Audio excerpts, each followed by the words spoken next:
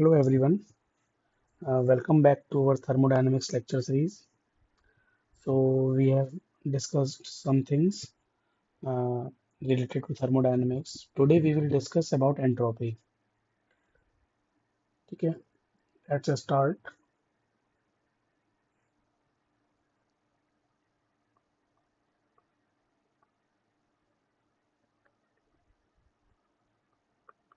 Basically, entropy is the uh, state function. It is a measure of randomness or disorderness of a system. Okay, it is the measure of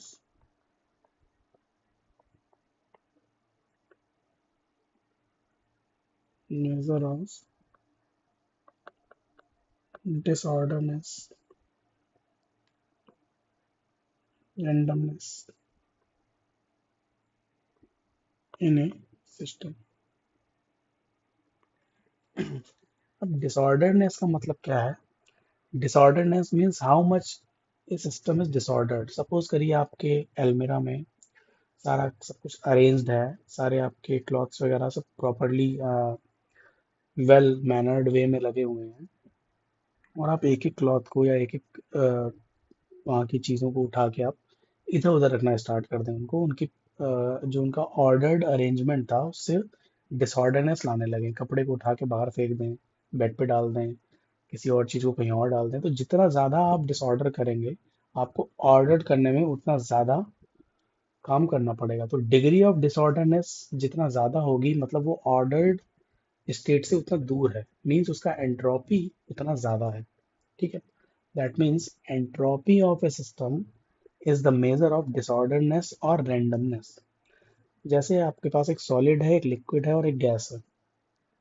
solid में आपको पता है inter molecular forces या inter atomic forces बहुत ज़्यादा होते हैं, और वो एकदम पास में बंधे होते हैं by attractive cohesive forces.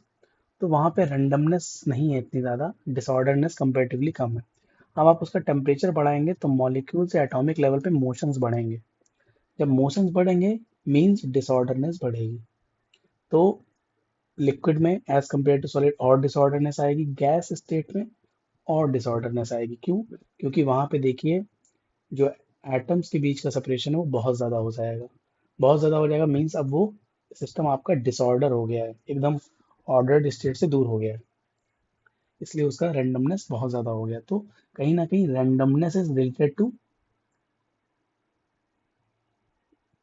Entropy. जितना ज्यादा रैंडमनेस होगा उतना ज्यादा एंट्रोपी होगा. तो कहीं ना कहीं हम ऐसे रिलेट कर सकते हैं, डिसऑर्डरनेस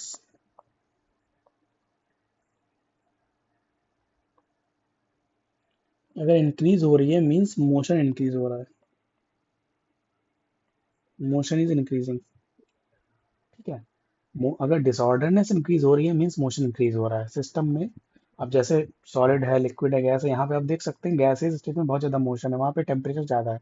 मीन्स आप सिस्टम का टेम्परेचर बढ़ाएंगे अगर, तो वहाँ पे रेंडमनेस भी बढ़ेगी. सिस्टम का टेम्परेचर आप कम करेंगे अगर, तो वहाँ पे रेंडमनेस घटेगी, मॉलिकुलर मोशन कम होगा, तो डिसऑर्डरनेस ना होके ऑर्डर हो जाएगा सिस्टम, रिलेटिवली ऑर्डर्ड हो जाएगा. ठीक है, तो डिसऑर्डरनेस बढ़ेगी तो मोशन बढ़ेगा. कहने का मतलब ये है, सिस्टम में पार्टिकल्स का या जो भी कंस्टिट्यूएंट एटम्स हैं उनका मोशन बढ़ेगा. अब आपको पता है एक बेसिक सी चीज, मोशन जनरेट्स टाइम.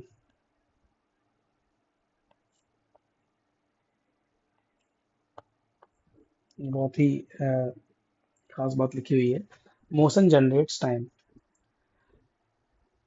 जो टाइम का कॉन्सेप्ट है वो मोशन से ही आता है. मैं एंट्रोपी को आपको टाइम से रिलेट करके थोड़ा सा बताना चाह रहा हूँ, जैसे आपको थोड़ा सा और इंटरेस्टिंग वे में ये चीज समझ में आए. मोशन जनरेट्स टाइम का मतलब क्या है? टाइम का कॉन्सेप्ट ही कहाँ से आता है? आप कभी इंडिविजुअली बिना मोशन के कभी टाइम को आपने पढ़ा है क्या? आप रिलेटिव मोशन पढ़ते हैं या मोशन पढ़ते हैं जब, तभी कॉन्सेप्ट ऑफ टाइम आता है. Without motion there is no time. Motion actually generates time. Suppose you are watching TV और television, and suddenly you pause your movie, then जो मूवी का टाइम था वो बढ़ना रुक गया ना, मूवी का मोशन जो था वो रुका, टाइम भी उसका बढ़ना रुक गया. फिर आपने स्टार्ट कर दिया, फिर टाइम बढ़ना स्टार्ट हो गया। इसी तरीके से सपोज करिए समवन, कोई पर्सन है, वो उसकी डेथ हो गई।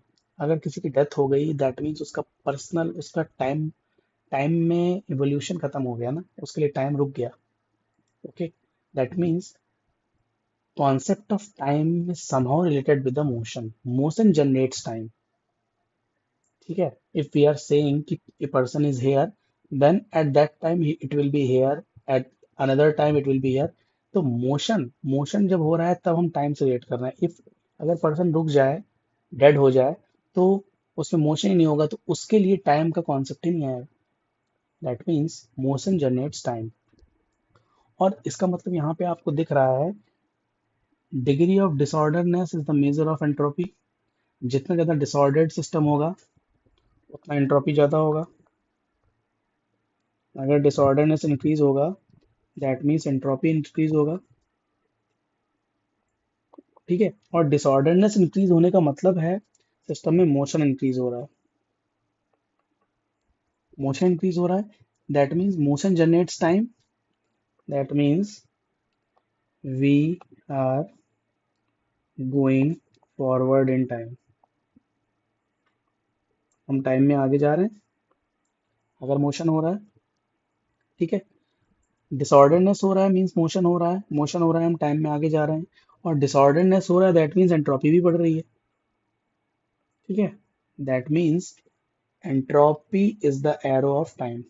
We can take entropy as a arrow of time, क्योंकि जब डिसऑर्डरनेस बढ़ेगा तो मोशन बढ़ेगा, और मोशन हो रहा है अगर, तो टाइम में आगे जा रहे हैं, that means entropy of the system increase कर रही है। इसीलिए हम बोलते हैं यूनिवर्स की एंट्रोपी कभी डिक्रीज नहीं कर सकती। कोई भी प्रोसेस हो जाए, change in entropy will always increase. Entropy में जो चेंज होगा वो हमेशा बढ़ेगा। ठीक है, रिजल्ट फाइनल एंट्रोपी जो होगी वो हमेशा बढ़ेगी इनिशियल से। केवल वही प्रोसेस पॉसिबल है जिनमें एंट्रोपी बढ़ेगी। क्यों? क्योंकि एंट्रोपी यहाँ से आप रिलेट कर, मतलब एक रिलेट करने का तरीका है, बहुत सारे तरीके हो सकते हैं। एंट्रोपी मीन्स डिसऑर्डर, और डिसऑर्डर हो रहा है मीन्स मोशन हो रहा है, मोशन हो रहा है मीन्स टाइम में आगे बढ़ रहे हैं, और टाइम में आगे बढ़ रहे हैं और एंट्रोपी बढ़ रही है। These both things are connected, that means entropy is the arrow of time. इसीलिए backward motion is not, backward time travel is not possible. अगर आप बैकवर्ड टाइम, टाइम के पास्ट में जाएंगे, पास्ट में जाना चाहें प्रेजेंट से, तो that means you are going to decrease the entropy. That is practically not possible. Change in entropy will always increase. Only those processes are possible in which entropy will increase. Universe की entropy हमेशा बढ़ रही है, आप देख ही रहे हैं। ठीक है, इसीलिए entropy is the, can be considered as an arrow of time. Time से रिलेट कर सकते हैं इसको, इसलिए हम बैकवर्ड मोशन या फिर बैक टाइम में बैकवर्ड नहीं जा सकते। टाइम मशीन से हम बैकवर्ड नहीं जा सकते। क्यों? क्योंकि उस केस में एंट्रोपी मस्ट डिक्रीज, और एंट्रोपी डिक्रीज नहीं होती है प्रैक्टिकली। कोई भी प्रोसेस तभी पॉसिबल होगा जब एंट्रोपी बढ़े। जैसे आप देखते हैं कि हीट का ट्रांसफर हॉटर बॉडी से कोल्डर बॉडी में होता है। Why not from colder to hotter body?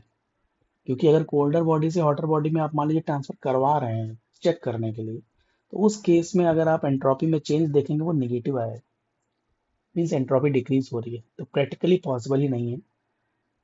वो केवल वही प्रोसेस पॉसिबल होंगे जिसमें एंट्रोपी बढ़े। ठीक है, अगर रिवर्सिबल प्रोसेस है तो चेंज इन एंट्रोपी जीरो हो जाता है। अगर इरिवर्सिबल प्रोसेस है तो एंट्रोपी विल इंक्रीज।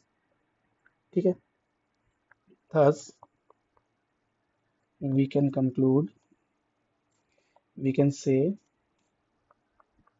entropy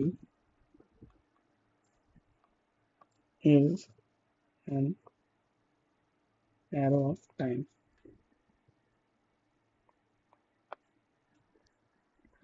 ठीक है, यहाँ से हम ऐसे रेट कर सकते हैं। अब एंट्रोपी को समझते कैसे हैं मैथमेटिकली, देखिए। पहली बात तो हम एंट्रोपी मेजर नहीं कर सकते, हम चेंज इन एंट्रोपी मेजर करते हैं।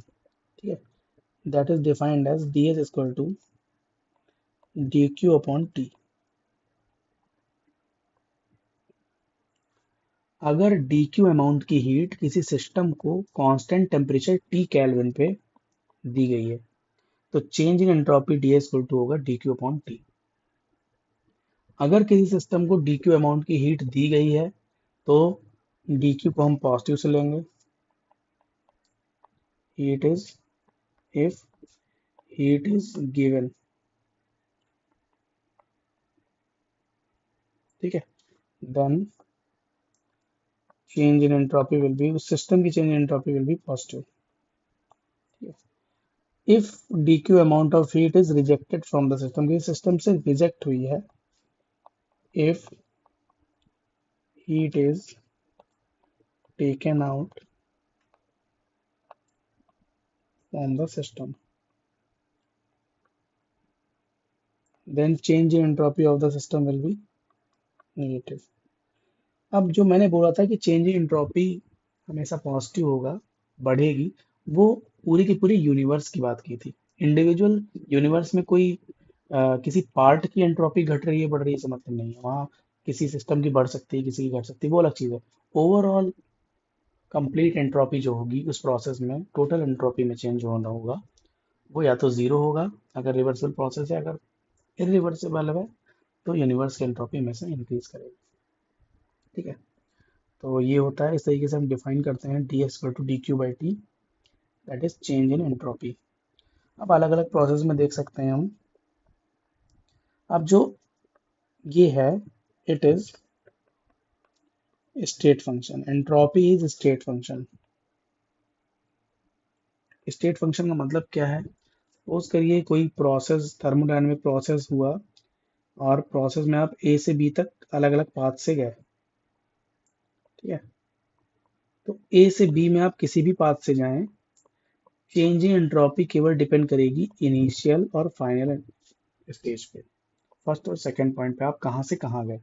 जिस तरीके से इंटरनल एनर्जी होता है, स्टेट फंक्शन होता है, पाथ पे डिपेंड नहीं करती, केवल स्टेट पे डिपेंड करती है, उसी तरीके से entropy is also state function, intervening path पे वो डिपेंड नहीं करती है। ठीक है, अगर फाइनल स्टेट और इनिशियल स्टेट सेम है, सॉरी, अगर फाइनल स्टेट से इनिशियल स्टेट से फाइनल स्टेट में कई सारे पाथ से आप जा रहे हैं, तो चेंज इन एंट्रोपी रिजल्टेंट सब केस में total delta S will be same, same आएगा। ठीक है, अभी हम अलग अलग प्रोसेस के लिए निकालते हैं। Suppose for isothermal process,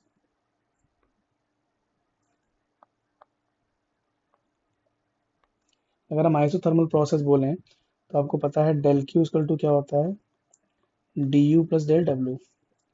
isothermal process for ideal gas अगर मैं बात करूं, तो इंटरनल एनर्जी में चेंज जीरो आएगा आइसोथर्मल प्रोसेस में, क्योंकि इंटरनल एनर्जी उसकी टेम्परेचर पर डिपेंड करती है। आइसोथर्मल तो टेम्परेचर चेंज हो नहीं रहा है, ठीक है, तो इंटरनल एनर्जी में चेंज भी जीरो आएगा। तो डेल क्यू इक्वल टू क्या हो जाएगा, डेल वी, इसको लिख सकते हैं पी डी वी। अब आपको पता है P V equal to R T for one mole gas, ठीक है, तो P D V equal to R D T. अगर एन मोल गैस है तो एन ले रहे हैं, N means N number of, N mole gas लिख दे रहा हूँ फॉर एन मोल गैस। तो आप यहाँ से लिख सकते हैं, अब देखिए आप, डी एस अगर मैं निकालूं फॉर आइसोथर्मल प्रोसेस, तो क्या लिखूंगा मैं, डी क्यू या डेल क्यू बाई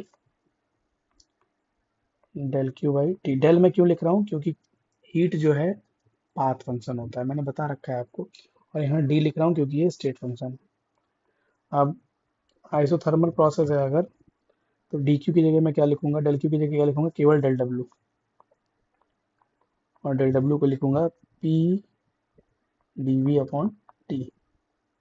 ठीक है, तो पी डी वी को, ठीक है, तो पी अपॉन टी को भी ऐसे भी लिख सकते हैं हम यहाँ से, ये देखिएगा, P V equal to R T है, तो पी अपॉन टी की जगह मैं लिख सकता हूँ आर अपॉन वी, तो R upon V D V. तो इनिशियल वॉल्यूम V1 से फॉलोइंग वॉल्यूम V2 तक गया अगर gas, R upon V D V. अगर एन मोल गैस है तो P upon T equal to N R upon V. ठीक है, अब यहाँ से वन अपॉन वी आपको पता है, integral one upon V D V होता है लॉग वी, तो ये आ जाएगा लॉग, एन आर आ गया बाहर, लॉग वी, लिमिट लग गई V1 टू V2। तो ये आपका आ गया nr log v2 upon v1।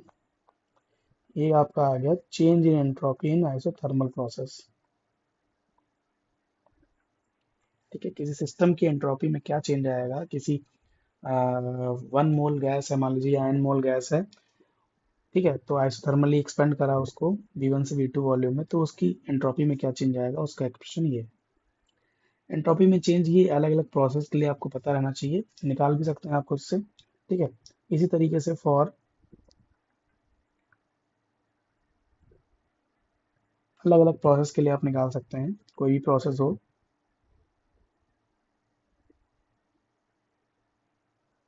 ठीक है, उसमें आप जो भी प्रोसेस की आपको कंडीशन दी जाएंगे उसके अकॉर्डिंग आप वैल्यू रखेंगे और आप उससे इसको निकाल सकते हैं। और only those processes, only those processes are possible for which delta S is greater than equal than zero. Change in entropy, delta S, delta means change, S means entropy, तो एंट्रोपी में चेंज को बता रहा है वो। Delta S या तो zero होगा फॉर रिवर्सिबल प्रोसेस। अब डेल्टा एस जीरो क्यों होगा रिवर्सिबल प्रोसेस में? रिवर्सिबल प्रोसेस का मतलब आपकी जो वर्किंग सब्सटेंस या गैस है या जो भी सिस्टम है, अगर पीवी कर्व मैं बनाऊं तो, अगर रिवर्सिबल का मतलब ये हो गया साइक्लिक प्रोसेस हो गया, वो रिवर्सिबल प्रोसेस है साइक्लिक। वो जिस स्टेट से गया फाइनली सारे पाथ को कंप्लीट करते हुए, वो ए से स्टार्ट किया था, बी सी डी होते हुए वापस से ए पे पहुंच गया, ए से स्टार्ट करके ए पे पहुंच गया, मीन सिस्टम की इनिशियल और फाइनल स्टेट सेम। और एंट्रोपी का आएगा फंक्शन स्टेट का, अगर स्टेट नहीं चेंज हो रही है तो एंट्रोपी में चेंज जीरो आएगा, तो रिवर्सिबल प्रोसेस में चेंज इन एंट्रोपी जीरो आता है। और delta S is greater than zero for irreversible process.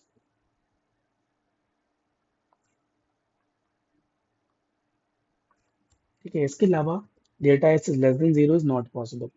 ठीक है, तो केवल वही प्रोसेस पॉसिबल होंगे जिनके लिए एंट्रोपी इंक्रीज करे। ठीक है, ये आपका एंट्रोपी का कॉन्सेप्ट हो गया। इसके बाद हम डिस्कशन करेंगे कार्नोट इंजन, रेफ्रिजरेटर। ठीक है, ये आप कर लीजिएगा, नेक्स्ट सेशन में हम कार्नोट इंजन वगैरह का डिस्कशन आपसे करेंगे। ओके।